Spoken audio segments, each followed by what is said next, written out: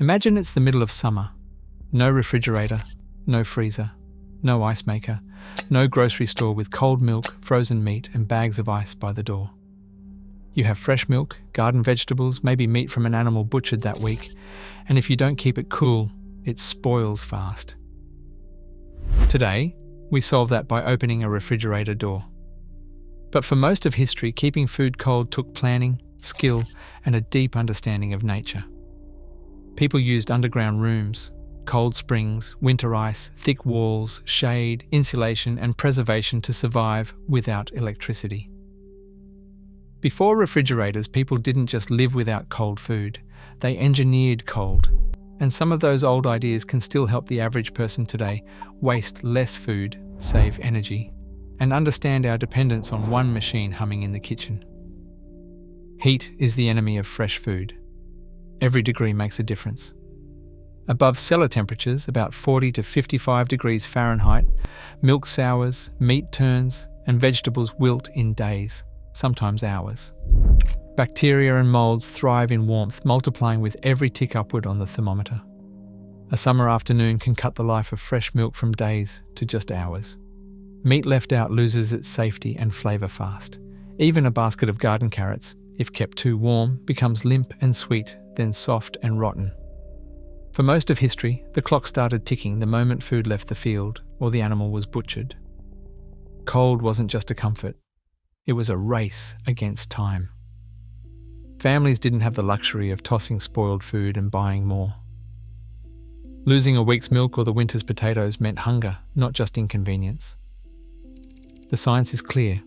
Below 40 degrees, bacterial growth slows to a crawl. Above that, spoilage speeds up and danger rises. Cold bought time. It gave people a fighting chance to eat what they'd grown or raised. Without machines, cold had to be found, captured, and held onto, sometimes for months. That's why the search for coolness shaped daily routines, building styles, even entire communities. Cold was precious, and every method to keep it mattered. Digging into the earth was the first real answer to the problem of keeping food cold. A root cellar is more than a hole in the ground. It is a carefully engineered storage chamber, shaped by necessity and refined by experience. Builders learned to go deep. At 6 feet below the surface, the temperature holds steady between 50 and 55 degrees Fahrenheit, even when summer air scorches above. The earth acts as a giant thermal blanket, slowing down heat and locking in coolness. Humidity stays high, usually between 85 and 95%, so potatoes stay firm, carrots crisp and apples juicy for months. Materials depended on what was at hand. In Kansas, homesteaders lined their cellars with stone or brick, packed the floor with gravel for drainage, and built thick wooden doors to keep warm air out. A sloped floor let water trickle away instead of pooling under vegetables. Some cellars were dug into hillsides, others right under the house. The goal was always the same: steady, cold, darkness, and just the right amount of moisture. Not every cellar was a perfect vault. Shallow pits could spike in temperature during heat waves, and poor drainage meant rot. But the best designs, proven by farm logs and modern homesteaders, kept food safe for months on end. For many families, a well-built root cellar meant the difference between a winter of plenty and a winter of hunger. It is a simple, reliable system, one that captures cold from the earth itself without a single watt of electricity. Flowing water offered another answer to the problem of keeping food cold. Where a spring bubbled out of the ground, families built small stone or timber houses right over the source. Inside, the temperature of the water held steady, almost always between 50 and 54 degrees Fahrenheit, or 10 to 12 degrees Celsius, no matter how hot the day became. Cold water moved constantly through shallow troughs or basins, carrying away heat as it passed. The effect was simple but powerful. A metal milk can set into the stream would cool from body temperature to safe storage range in just 30 to 45 minutes. This wasn't just about milk. Butter, cream, and even jars of pickles or eggs could be kept in the springhouse, protected from the heat by nothing but the steady flow. The trick was natural convection. cold water pulling warmth from anything it touched, then moving it downstream. No electricity, no ice blocks, just groundwater doing the work. The daily routine was as reliable as sunrise. Milk cans went in after morning chores, cooled fast, and bought precious hours before spoilage could set in. For families with access to a spring, this was low labour, low-cost refrigeration, nature's own cold chain right in the backyard. Winter once meant opportunity. As lakes and rivers froze, teams of men armed with saws and horse-drawn sleds carved out massive blocks of ice, sometimes weighing hundreds of pounds each. These blocks didn't just cool the local creamery. Thanks to the vision of Frederick Tudor, known as the Ice King, ice became a global commodity. In 1806, Tudor shipped the first cargo of New England ice to the Caribbean. Within decades, his network stretched to India, Brazil, and even Hong Kong. The logistics were staggering. Ice cut in January was packed in sawdust and straw, a natural insulator that was so effective that losses dropped from 15% to just a few percent after the first month. Double-walled ice houses, some lined with cork and later mineral wool, rose along shipping routes and city edges. Sawdust, cheap and abundant from local mills, was the unsung hero, keeping ice solid through months of summer heat. Urban icemen became a daily sight, hauling blocks from insulated warehouses to household iceboxes.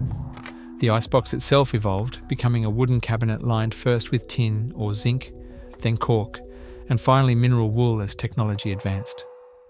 Each improvement stretched the life of a single ice block, turning a luxury into a necessity for city families.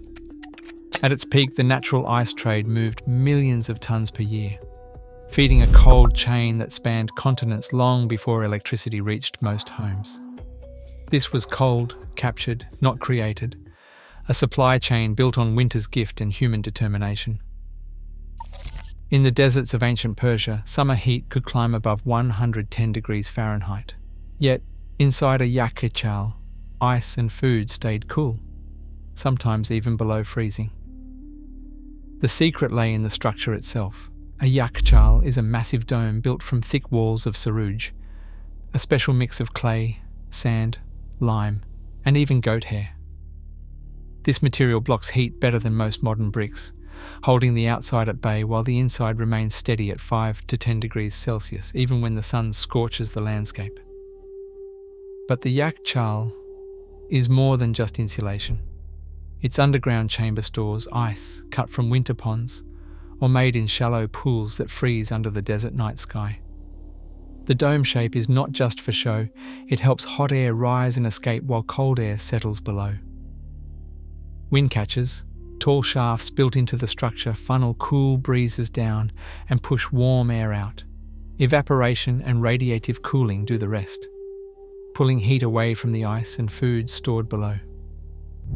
Dr. Mohammad Reza Gholami, an Iranian architect who studies and restores these ancient domes, points out that every layer, thick sarouj walls, deep earth, domed roof and wind catchers, works together. The result is a passive system that can keep its contents cold for months, using no fuel, no electricity, just the clever use of physics and local materials. In a world where cold is usually created by machines, the yakhchal stands as proof that people have always found ways to capture and preserve nature's coolness, even in the harshest places.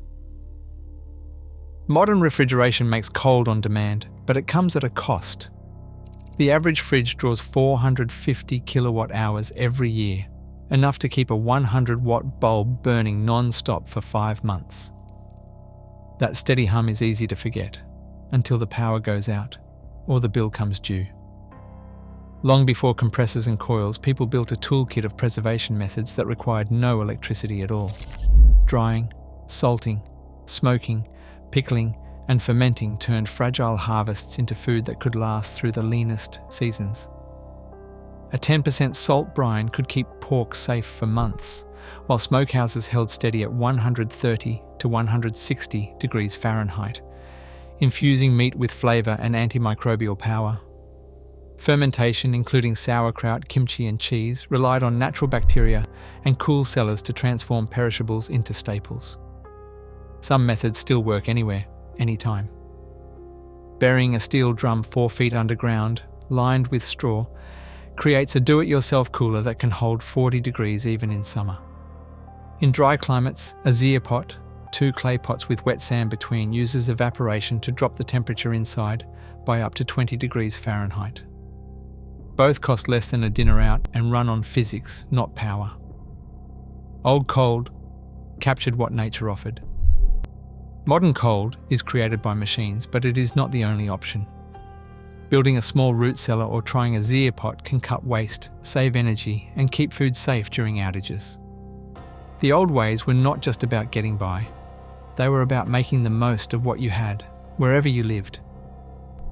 Every fridge plugs in, but root cellars and ice houses tapped into nature. Today, the average fridge burns 450 kilowatt hours a year, while food waste climbs. The old ways remind us, survival once meant engineering with the earth. Maybe it still does. What old wisdom would you try in your own kitchen?